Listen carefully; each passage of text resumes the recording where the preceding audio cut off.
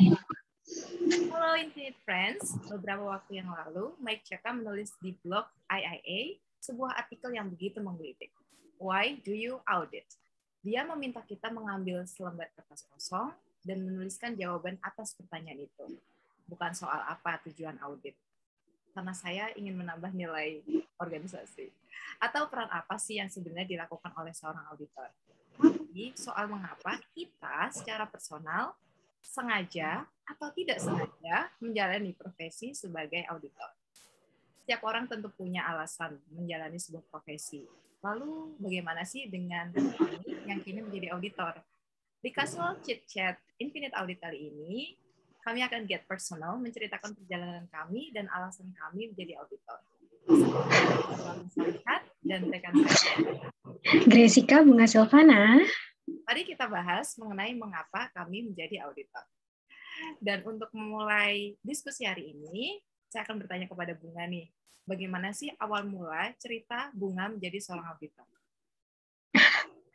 Oke, tadi udah sempat di-brief sama Mbak Im bahwa sesi Infinite Audit Talk kali ini nih kita bakal getting personal gitu.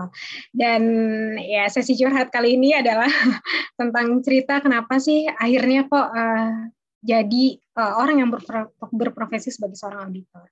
Kalau mungkin setiap orang punya jalan ceritanya masing-masing ya, ada juga yang karena memang passionate sekali dari awal gitu, atau mungkin passionnya itu terbuild gitu setelah di tengah perjalanan, atau banyak lah pasti setiap setiap person punya warnanya masing-masing. Kalau aku pribadi sejujurnya perjalanan menjadi seorang auditor ini cukup bukan berasal dari benar-benar passion awal ya. Jadi aku dulu mengawali karir di Bank Indonesia, di Central Bank of Indonesia. Awalnya magang di situ sebelum lulus, tapi alhamdulillah karena both cocok juga di sana dan alhamdulillah ada opportunity-nya, akhirnya berkesempatan untuk bisa bekerja di sana sebagai research analyst untuk payment system dan juga monetary, waktu itu di pusat riset dan edukasi Bank Sentral.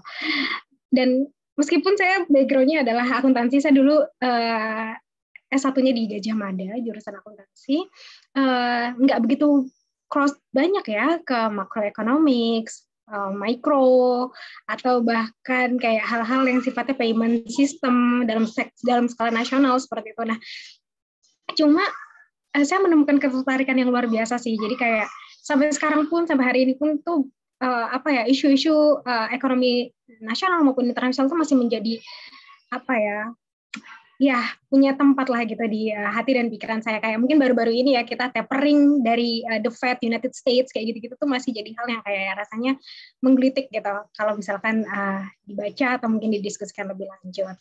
Nah, lalu kemudian dulu awal-awal berkarir gitu, karena masih muda ya, 20-an awal gitu, terus masih punya ambisi-ambisi yang mungkin ala-ala anak muda.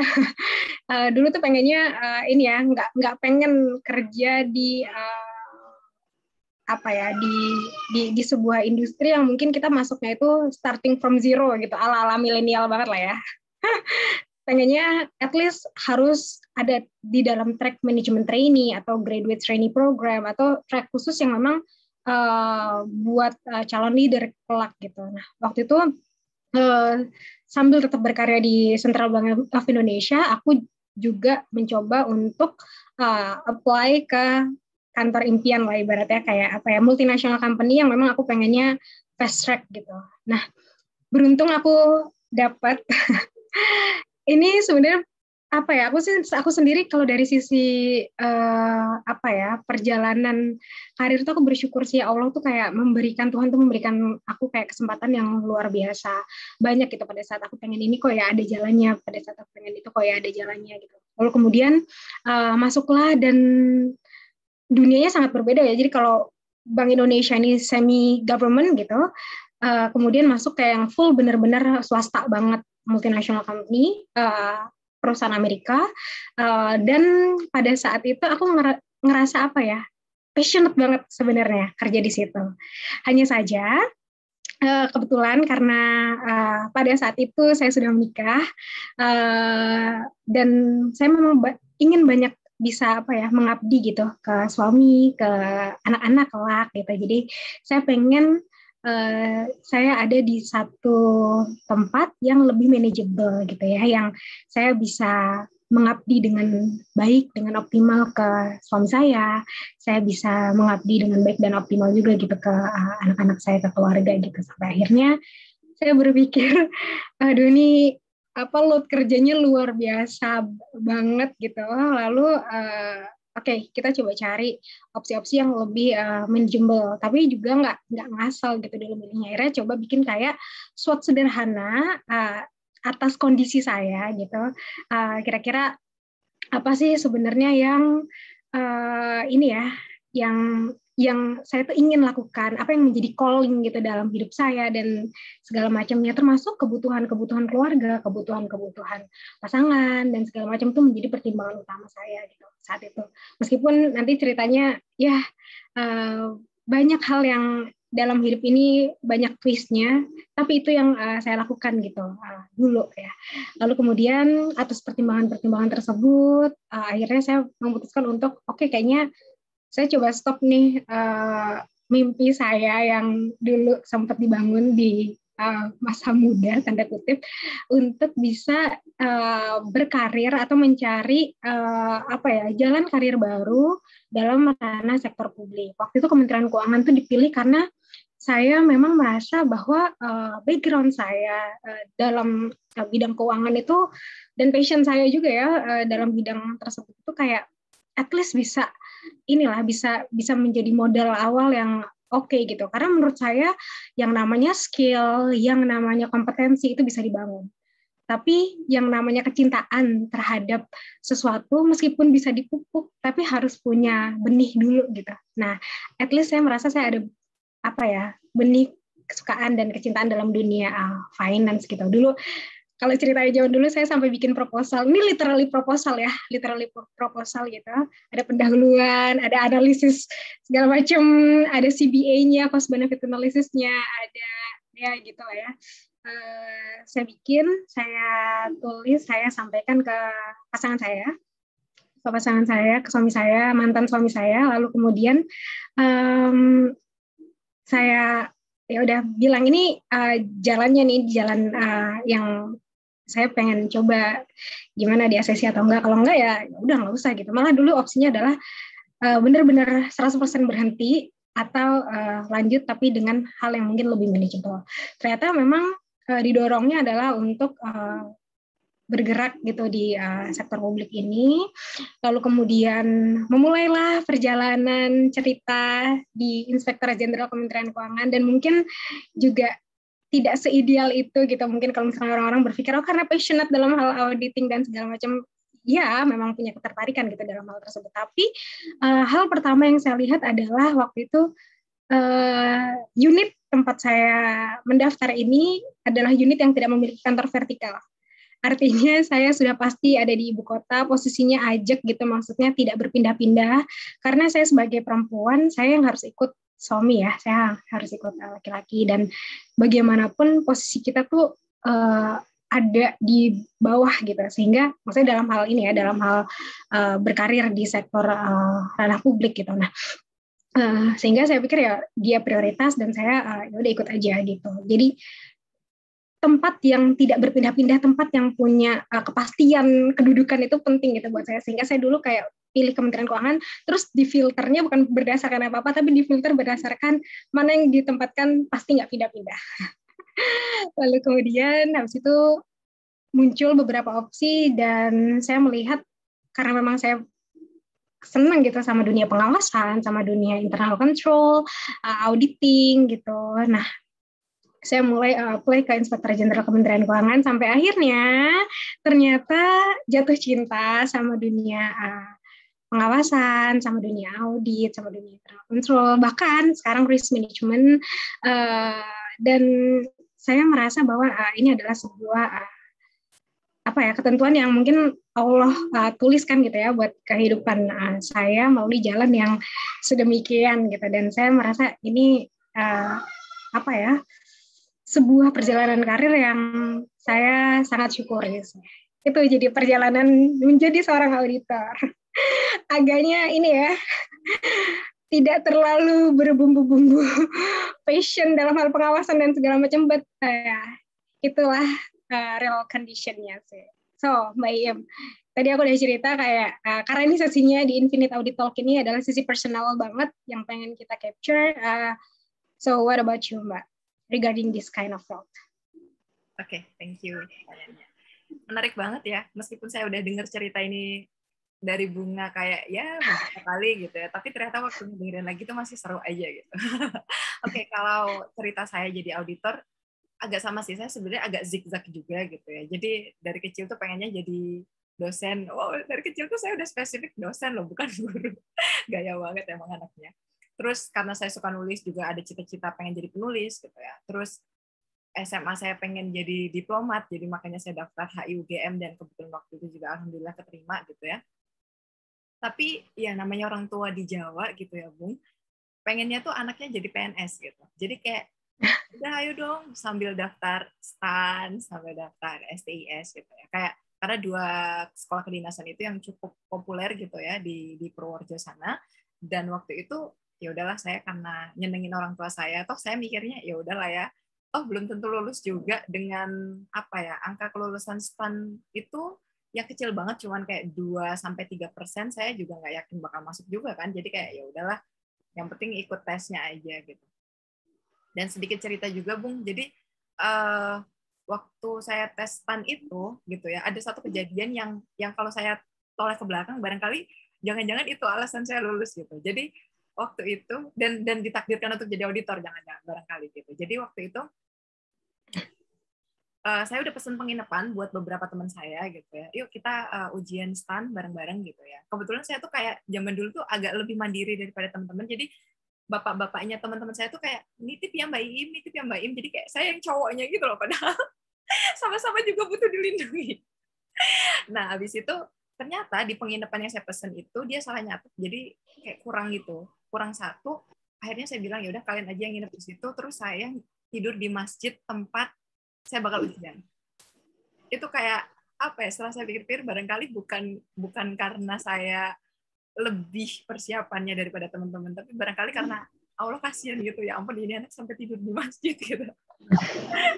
Oke, ini nanti akan saya ceritain lagi ke depan kenapa ini ada hubungannya sama saya jadi auditor. Nah, habis itu singkat cerita saya keterima tuh di STAN. Jadi ya udah singkat cerita karena udah keterima di STAN, terus penempatan dengan psikotes dan ternyata menurut ujiannya saya pasnya ditempatin di Itjen, akhirnya saya terus ke Itjen gitu. Jadi kayak Itjen Kemenkyu adalah organisasi pertama tempat saya bekerja dan satu-satunya sampai sekarang. Kalau Bunga kan kayak tadi banyak ya tempat. Kalau Itjen Kemenkyu itu satu-satunya tempat saya mengabdi sejauh ini dari pertama kali lulus kuliah gitu ya.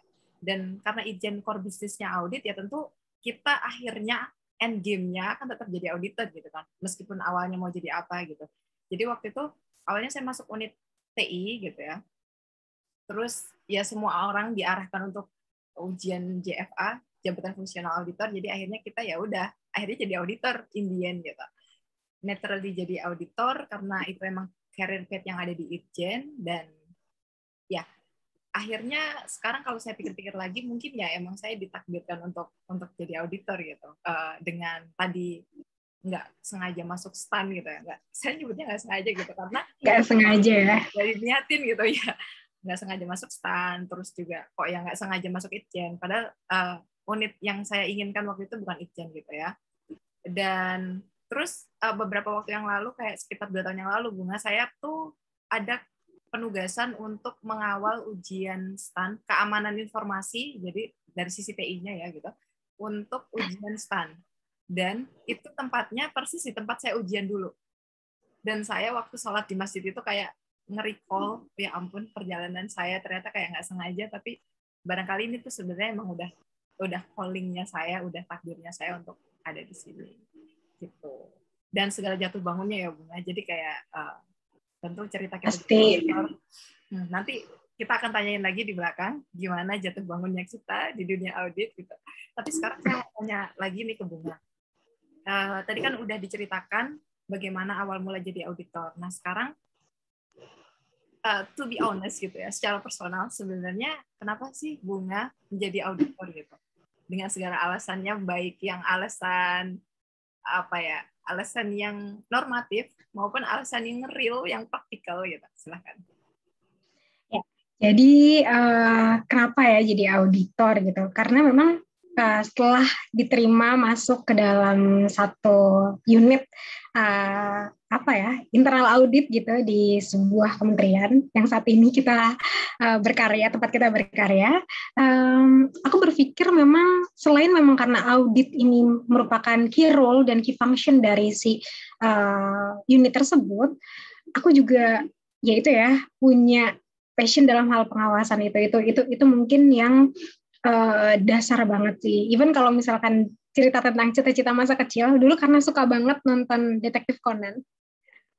itu ini ya. Jadi aku tuh cukup tumbuh besar bersama dengan serial Detektif Conan gitu. Jadi rasanya ingin menjadi detektif atau apa itu kayak jadi cita-cita kecil yang kelihatannya agak sulit tercapai. Nah, jadi auditor ini tuh kayak ya another kind of inilah ya, dream gitu yang mungkin bisa dibilang quite similar.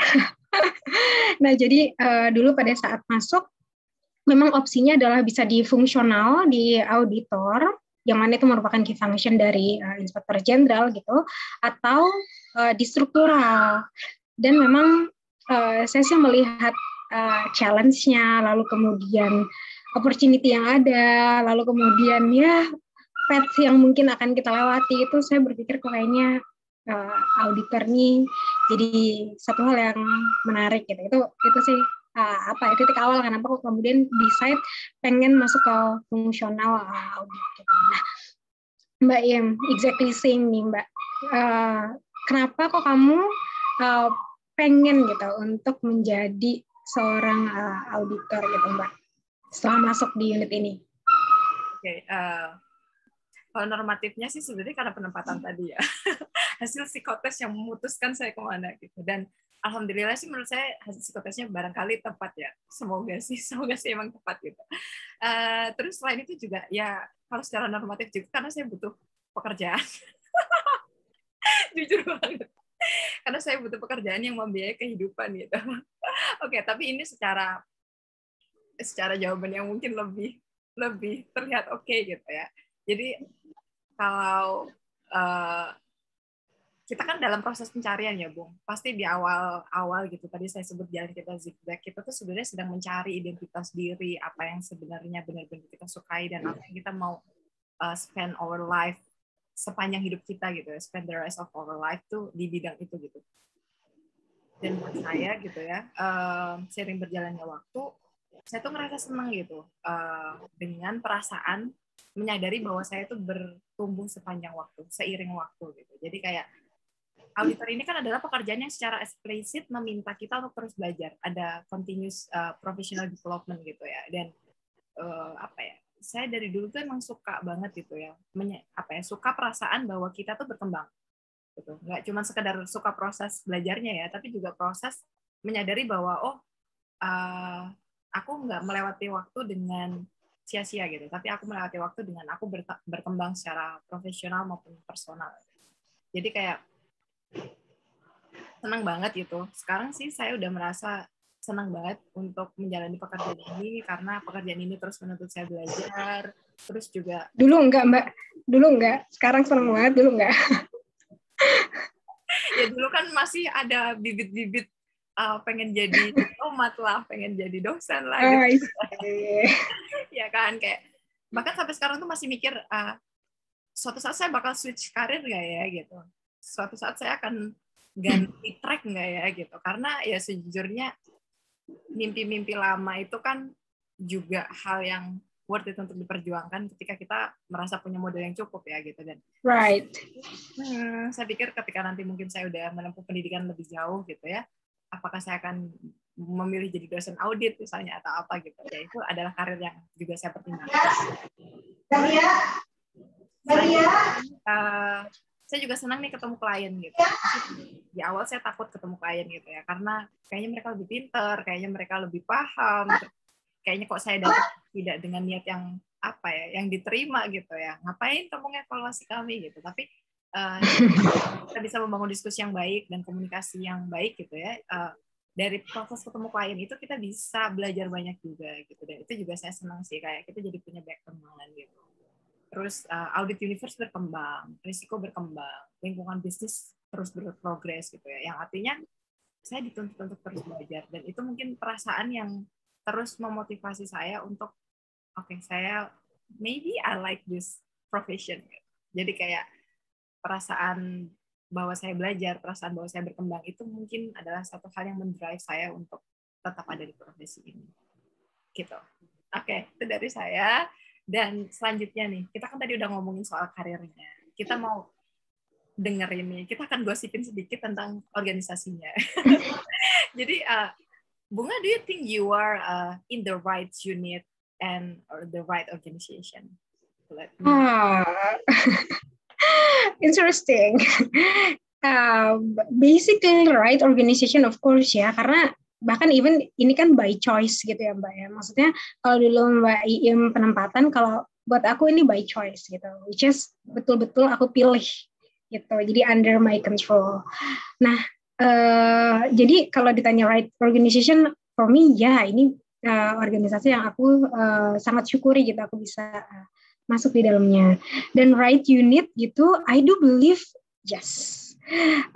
Bukan cuma karena kebetulan saya dan Mbak Im ini di satu unit yang sama, di mana mungkin inspektorat ini adalah sebuah inspektorat khusus gitu, bukan karena ada apa ya, mungkin bukan treatment lah, tapi kayak benefit khusus gitu, bukan atau hal tertentu yang mungkin kayak satisfactory atau mungkin lebih favorable compared to mungkin opsi-opsi lain gitu, bukan karena itu, tapi lebih karena to be honest, our unit itu basicnya adalah research ya Mbak ya, and development untuk organisasi. Jadi bagaimana kemudian menentukan kebijakan dan segala macam itu ada di situ gitu, pengembangan ada di situ, dan itu menjadi hal yang saya tuh sangat senang sih. Ada selalu hal-hal baru, mempelajari dari best practice yang ada, comparing dengan apa yang memang kita lakukan gitu di practical ya, di unit dan segala macam kayak gitu. So it's kind of perfect combination sih Mbak untuk bertumbuh ya, menurut aku pribadi. Karena menurutku sebetulnya karir itu banyak sekali faktornya tadi. Mungkin nggak bisa dipungkiri juga, mungkin kita juga kebiasaannya sangat beruntung gitu ya Mbak di unit ini gitu. Secara mungkin banyak hal lah yang kemudian support gitu.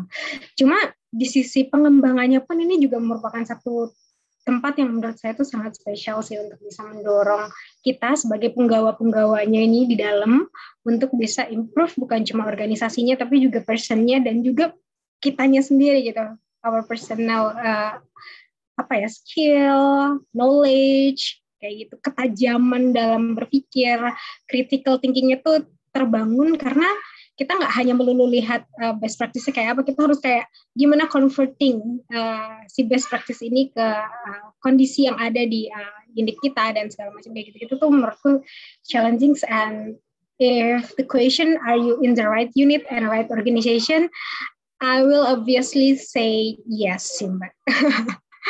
So that's my answer. Nah, Mbak Im, kalau kamu sendiri, kamu mungkin tadi udah cerita bahwa masuk ke Inspektorat Jenderal ini memang bukan by choice ya, tapi penempatan, walaupun tadi kayak ada campur tangan Allah lah ya Bu. Perjalanannya gitu cukup ya macam-macam. Nah, apakah kamu merasa saat ini kamu berada di unit yang mungkin kita sekarang ada bareng-bareng ini tuh adalah hal yang menurut kamu tuh tepat, atau ya udah gitu memang aku tuh deserve di sini dan aku ngerasa ini adalah tempat terbaik yang bisa aku jalanin gitu saat ini. Silakan Mbak. Thank you. Jadi kalau kita ngomongin the right unit, the right organization, tentu kita couldn't help but comparing gitu ya. Kita akan membandingkan opportunity yang mungkin tersedia buat kita gitu ya, kayak ada opportunity cost kalau di teori ekonomi kan ya, kayak opportunity cost ketika saya memilih Kementerian Keuangan, izin Kementerian Keuangan gitu ya, berarti saya kehilangan kesempatan saya untuk mungkin mengejar yang lain gitu ya. Dan ketika saya harus berkali-kali gitu dalam perjalanan karir, pasti ada masa di mana kita ups and down yang bikin kita berpikir apakah ini beneran yang tepat ya buat saya gitu. Tapi kalau saya boleh cerita sedikit, apa yang mendasari saya menyimpulkan bahwa kenapa saya harus stay di sini dulu gitu. At least kayak sampai saya merasa bahwa ini saya menemukan alasan yang membuat saya harus berpindah gitu. Tapi maksudnya sampai di saat ini gitu, saya merasa bahwa ini adalah unit yang tepat dan organisasi yang tepat. Dan explanation-nya adalah karena saya suka banget gitu lingkungan yang menuntut saya untuk berkembang. Tadi saya cerita bahwa saya suka banget ketika saya dipaksa untuk tumbuh, saya menyadari bahwa saya berkembang gitu ya. Itu adalah hal yang saya sukai. Almost similar ya. Dan saya senang banget ketika lingkungan saya itu sekarang kayak saya dikelilingi orang-orang hebat. Saya tuh kayak apa ya, merasa orang paling bodoh di ruangan gitu. Itu adalah perasaan yang saya suka gitu, karena artinya saya masih bisa banyak belajar dari orang-orang sekeliling saya gitu ya. Dan saya juga di sini misalnya ketemu Bunga gitu ya, itu adalah salah satu contoh bahwa betapa menyenangkannya bisa ada di unit ini gitu. Saya ketemu orang-orang hebat, terus saya bisa bekerja sama dengan orang-orang yang hebat. Itu adalah sebuah privilege sendiri gitu. Terus juga di unit ini tuh kita sering banget denger obrolan akademis, ya nggak sih? Karena kita kerja di Research and Development Unit gitu ya, yang artinya kayak orang ngobrol random aja di tempat makan tuh ada sentuhan-sentuhan akademisnya gitu. Jadi, and that's such a privilege, right? Itu banget. Karena kayak nggak sengaja gitu kita belajar gitu ya, dalam proses kita cuma makan, kita dalam proses ngobrol sama temen gitu, tapi kayak perspektif kita tuh makin meluas, cara pandang kita lebih bijaksana gitu ya, ketika kita ternyata ada sudut pandang seperti ini, ternyata ada case seperti ini gitu, yang itu memperluas cakrawala berpikir kita gitu. Jadi tentu ketika ngomongin unitnya, saya sangat bersyukur banget ditempatkan di Inspektorat 7, khususnya di unit audit TI gitu ya, di mana saya bisa ngomongin HRD sama teman-teman Inspektorat 7, saya bisa ngomongin IT sama teman-teman audit TI gitu ya. Tapi selanjutnya kalau untuk organisasinya, nah ini nih kita akan ngomongin ke MenQ. Apakah saya merasa bahwa ini adalah organisasi yang tepat? Oke. Jadi sejujurnya kalau teman-teman, saya boleh cerita juga nih kenapa saya sama Bunga ini memulai Infinite Audit. Salah satu obrolan kami adalah kami merasa bahwa Kemenkyu itu salah satu tempat yang full of privilege. Kita merasa kesempatan banyak, kita merasa bahwa ya kami tersentuh dengan best practice di mana-mana, yang artinya mungkin barangkali ada teman-teman di luar sana yang bisa belajar sedikit dari kami gitu. Akhirnya kami berpikir bahwa oke, let's start doing something. There's something walaupun sedikit gitu ya. Kami juga nggak tahu apakah ini akan bisa memenuhi ekspektasi kami, tapi kami berharap bahwa apa yang kami lakukan sedikit ini bisa ngasih kesempatan buat teman-teman untuk mengakses pengetahuan maupun pengalaman dari Kementerian Keuangan yang tadi saya sudah sebut full of privilege gitu. Tapi ini nggak berarti saya merasa kayak superior, kerja di Kementerian Keuangan superior ya, nggak begitu juga gitu ya. Karena sering juga saya merasa bahwa jangan-jangan ada better opportunity di luar sana gitu, yang kayak better for my mental health, for example, gitu. Karena jujur pekerjaan kita ya, Bung, pekerjaan kita tuh cukup menekan gitu. Jadi kayak saya selalu berpikir apakah ada kesempatan yang lebih baik ya di luar sana. Itu nggak saya pungkiri. Jadi saya juga nggak ngomong bahwa Kementerian Keuangan superior atau apa. Dan saya nggak merasa juga karena saya bekerja di Kementerian Keuangan, saya lebih superior dari orang lain. Juga saya tidak merasa seperti itu. Saya cuma merasa ya kalau ada sedikit yang bisa kita bagi, ya kita bagi. Gitu deh. Mungkin itu dari saya. Gitu. Nah, kalau sekarang saya mau getting more personal gitu ya. Yang lagi sama Bunga, apa sih yang Bunga anggap personal highlight gitu ya, career highlight atau professional highlight dari perjalanan Bunga sebagai seorang audit? Apa nih Bunga? Oke, regarding ini ya Mbak ya, berarti perjalanan sebagai seorang auditor ya, highlight-nya. Personal highlight dalam tataran perjalanan sebagai seorang auditor. Mungkin karena perjalanan juga masih kita baru beberapa tahun, cuma at least mungkin nih saya senang banget sih karena kita ini kan punya kewajiban untuk memberikan assurance terhadap governance, tata kelola, risk management, manajemen risiko, dan juga internal control ya dari organisasi gitu. Nah, unit kami bahkan bukan cuma unit kecilnya, unit besar kami itu memiliki kewajiban untuk memberikan assurance terhadap 3 hal besar tersebut. Dan mungkin kalau secara personal highlight yang saya sangat syukuri adalah kemarin itu dari governance, risk management, internal control itu di unit kami itu belum ada yang memiliki latar belakang akademis magister dalam hal manajemen risiko. Padahal untuk memberikan assurance itu pastinya keyakinan yang memadai itu banyak banget ini ya, bahan bakarnya gitu, banyak banget gitu, komponen-komponen yang memang perlu penuhi, termasuk salah satunya adalah bagaimana klien pengawasan tuh merasa oke bahwa memang kompetensi orang yang kemudian melakukan pengawasan atau mungkin melakukan konsultansi itu dinilai cukup gitu. Nah, kemarin itu saya senang karena bisa jadi orang pertama yang ambil magister untuk bidang risk management di Kementerian Keuangan gitu. Nah, kemarin itu khususnya di Inspektorat Jenderal. Nah, kemarin itu hal yang menarik adalah cukup challenging memang karena di Indonesia sendiri tidak ada opsinya gitu untuk jurusan tersebut. Dan untuk di luar juga, mostly di Eropa itu fokusnya adalah enterprise risk management for private sector, entah itu untuk financial industry gitu, banking ya banyak ya, pasti kita tahu gitu, financial engineering, control of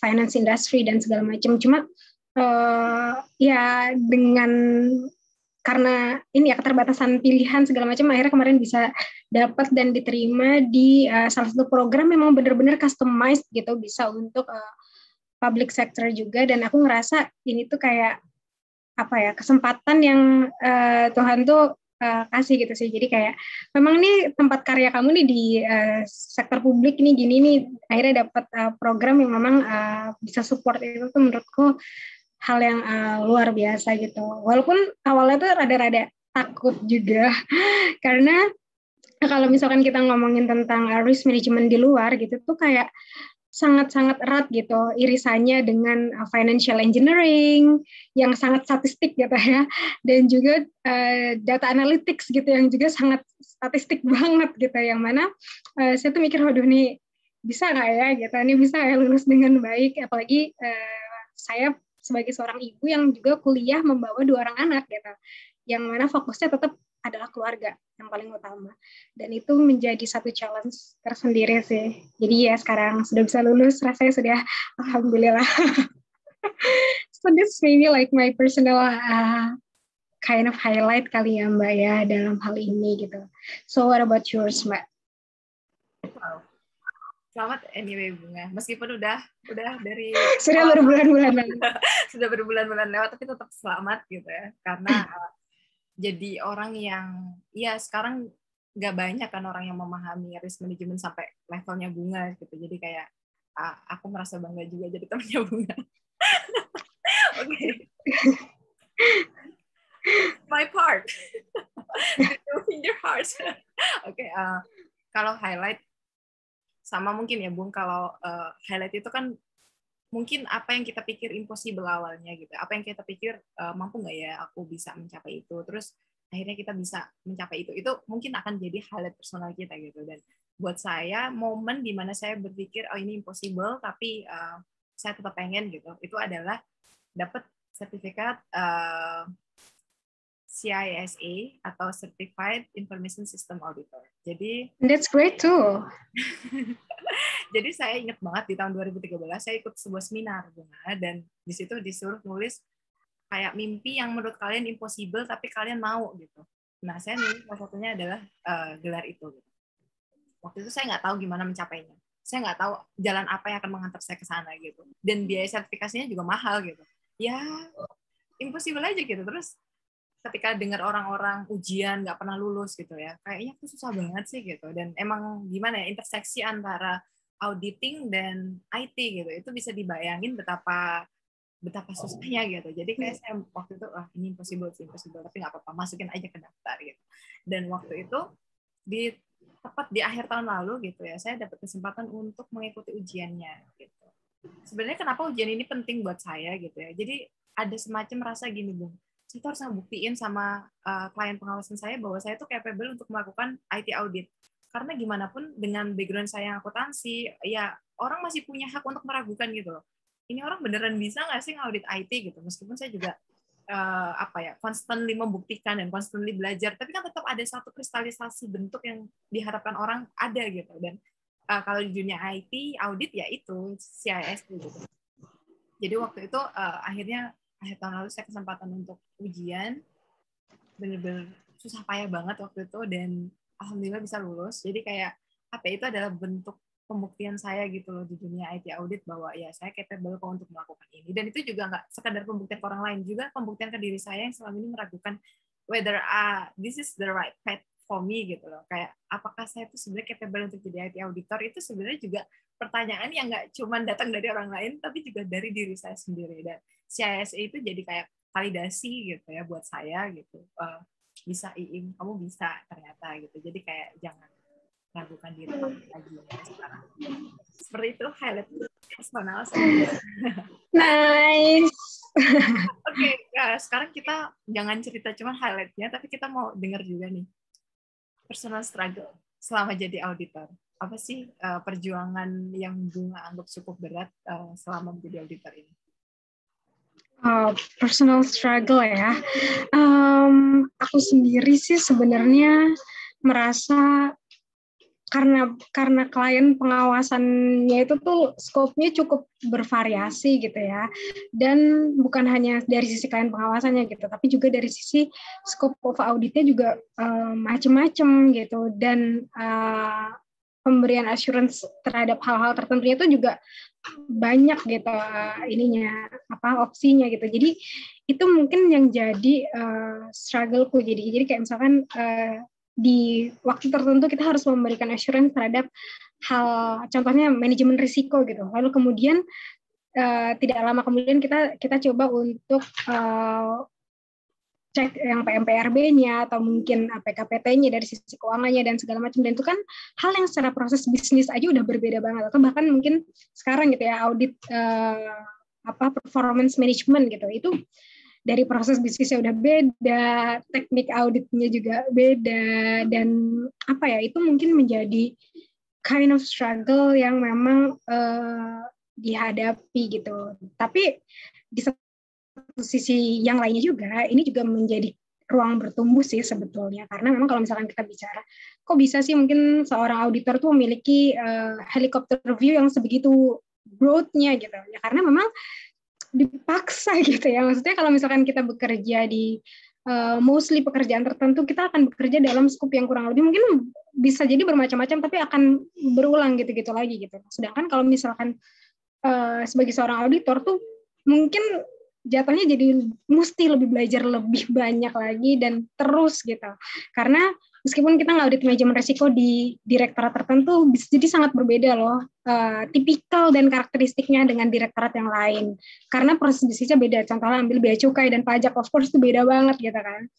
Kebijakan-kebijakan yang diambil, dinamika organisasi, sampai dengan tipikal proses bisnisnya juga sangat-sangat beda. So, that's my personal view dari struggle gitu ya di dunia audit ini.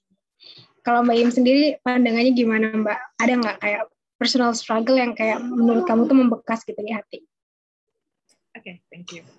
Kalau personal struggle nih ngomongin perjuangan pribadi gitu ya, tentu sedikit tadi udah saya bocorin bahwa saya tuh selama ini selalu berusaha berjuang untuk mendapat validasi gitu, baik internal maupun eksternal, dari diri saya sendiri apakah saya itu sebenarnya mampu, dan juga dari orang lain apakah sebenarnya saya mampu gitu.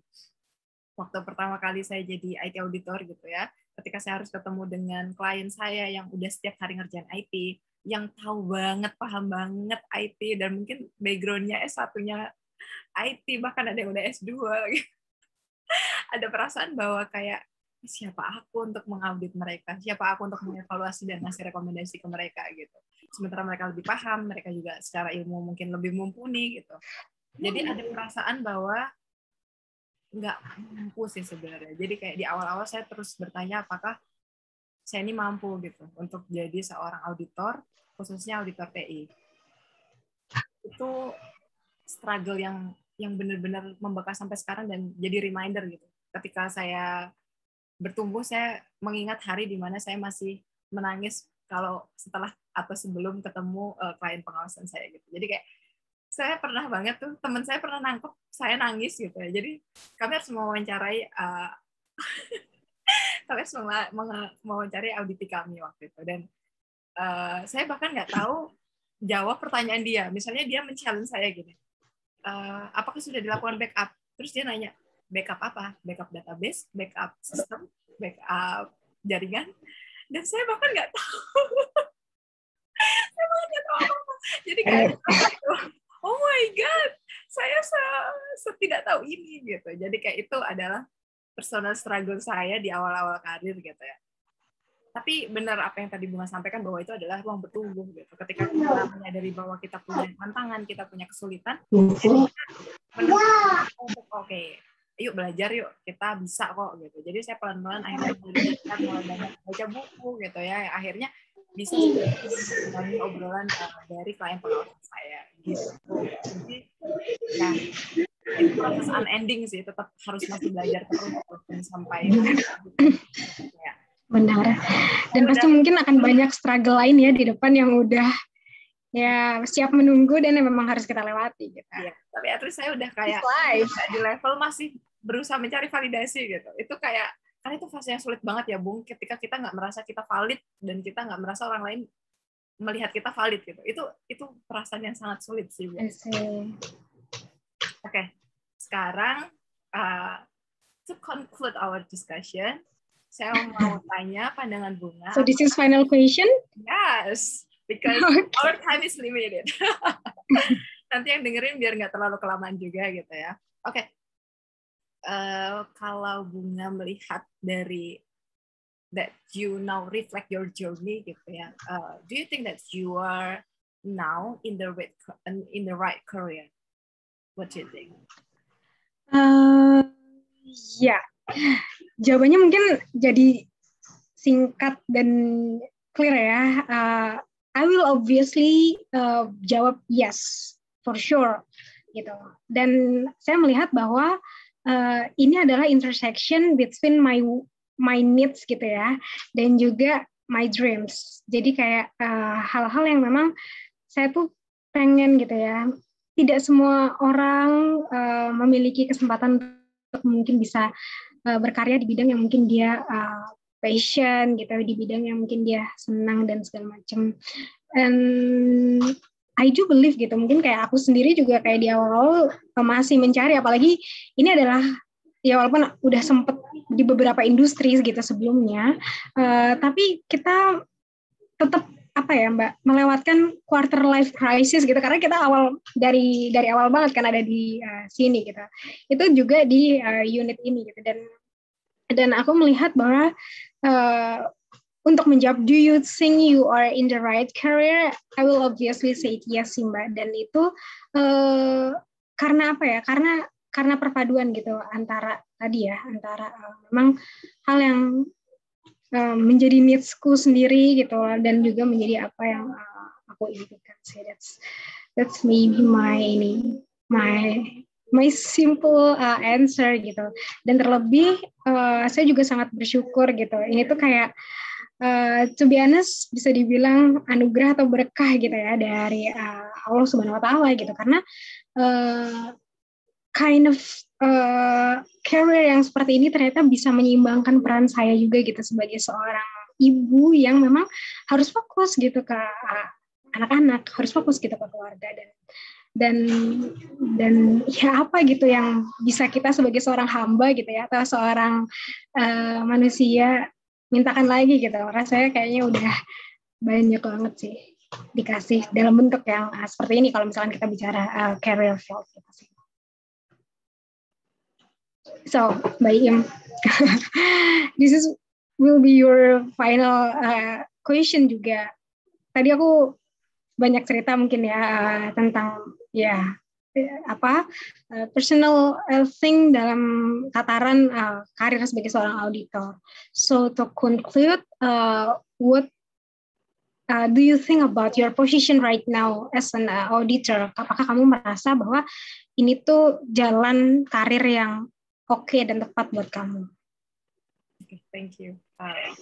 Jadi kalau sejujurnya sih di awal-awal banget, saya agak meragukan ya. Saya berpikir bahwa auditor itu bukan profesi yang tepat buat saya gitu. Sekali lagi mungkin orang percaya atau enggak, tapi saya tuh sebenarnya introvert gitu. Jadi saya tuh merasa drained, merasa terkuras energinya kalau habis ketemu banyak orang. Meskipun saya sih sebenarnya enjoy ketemu orang, tapi apa ya? Karena auditor tuh from time to time harus ketemu banyak orang gitu ya. Saya merasa kayak kekuras banget energinya gitu. Jadi kayak buat orang lain ketemu orang ya udah, habis itu masih bisa ngerjain yang lain. Kalau saya tuh kayak oke, saya harus bentar dulu. Saya habis melakukan sesuatu yang menguras energi gitu loh. Jadi padahal itu pekerjaan kita, itu bagian dari apa ya? Itu inti dari pekerjaan kita tuh ya ketemu orang-orang gitu. Jadi bayangin ya sih kalau betapa tidak nyamannya kamu kerja yang itu melawan kodrat kamu. Tapi itu kayak akhirnya proses belajar juga ya, Bung. Jadi proses belajar menyesuaikan diri lama-lama kayak oh sekarang saya udah bisa lebih tidak terkuras energinya ketika ketemu banyak orang gitu. Terus juga saya tuh orangnya awal sampai sekarang sih sebenarnya agak nggak enakan gitu. Jadi kayak saya tuh takut memberikan judgement ke orang gitu ya. Kayak kasian nggak sih kalau kita tuh bilang bahwa kamu pengendaliannya tidak efektif, kamu IT-nya begini gitu. Terus didengar pimpinannya kayaknya agak kasihan gitu loh. Sedangkan saya tuh anaknya tuh kayak gampang kasihan, terus kayak nggak enak kan. Jadi kayak apa ya? Ini bener nggak sih saya cocok jadi auditor? Jangan-jangan tuh saya nanti jadi auditor yang terlalu lembek, yang terlalu apa ya? Malah jadi nggak bernilai tambah gitu karena saya terlalu gampang, terlalu loose ketika memberikan penilaian gitu. Tapi ya sekali lagi itu adalah proses yang dibangun juga gitu, Bung. Jadi kayak saya berusaha memisahkan mode saya sebagai auditor sama mode saya sebagai personal. Ketika saya jadi auditor ya udah, ini pekerjaan saya harus berani untuk ngasih judgement gitu. Dan kalau ngomongin apakah ini adalah karir yang tepat buat saya, secara khusus untuk IT auditor ya, auditor dan secara khusus IT auditor saya merasa sih iya gitu. Sampai saat ini sih saya merasa bahwa ini di mana mimpi saya untuk terus berkembang, terus juga di mana sesuatu yang bisa membuat saya dibayar, sesuatu yang tahu kan kayak ikigai itu kayak, dan itu tuh benar-benar saya merasa bahwa IT audit ini adalah hal yang ada di tengah itu. Jadi memperkuat passion saya, terus juga bagaimana saya bisa berkontribusi, bagaimana saya bisa dibayar gitu. Itu kayak interseksi dari itu semua gitu. Dan saya jadi ingat juga nih omongan dari Maudy Ayunda yang iya banget gitu menurut saya. Jadi Maudy tuh bilang bahwa dengan teknologi kita tuh bisa jadi banyak hal. Kita bisa menjalankan multiple roles gitu. Dia bisa jadi seorang student, seorang penyanyi, seorang aktris, seorang penulis buku gitu ya. Dengan teknologi dan kemajuan zaman itu memungkinkan gitu. Dan dengan itu juga saya merasa bahwa pekerjaan saya sebagai auditor ini tidak menutup saya untuk tetap ngerjain hal-hal yang saya suka kok gitu. Jadi kayak saya berterima kasih sekali juga organisasi masih ngasih saya kesempatan untuk nggak sekedar jadi auditor tapi juga misalnya saya jadi seorang reporter gitu. Saya juga seorang penulis gitu. Dan itu adalah apa ya? Multiple roles yang tetap bisa saya jalankan semuanya meskipun saya tetap jadi seorang auditor gitu. Jadi yes, that's the right career for me, I think. Oke, saya rasa udah cukup nih kita. Yay! Ya, ini finally it comes to end. yes. Obrolan kita sudah berakhir dan thank you untuk Infinite Friends semuanya. Semoga cerita personal kami ini bisa memberikan sesuatu entah itu insight atau pembelajaran atau sekedar gambaran kehidupan seorang auditor. Dan mohon maaf kalau dalam cerita kami ada yang kurang berkenan atau penyampaian kami ada yang kurang bisa diterima oleh teman-teman. Kalau teman-teman ada ide, boleh tuliskan di kolom chat kami atau bisa sampaikan juga melalui DM Instagram kami di @infiniteaudit. Dan teman-teman, terima kasih. Sampai berjumpa di episode selanjutnya. Bye-bye. Let's do the touch together. See ya!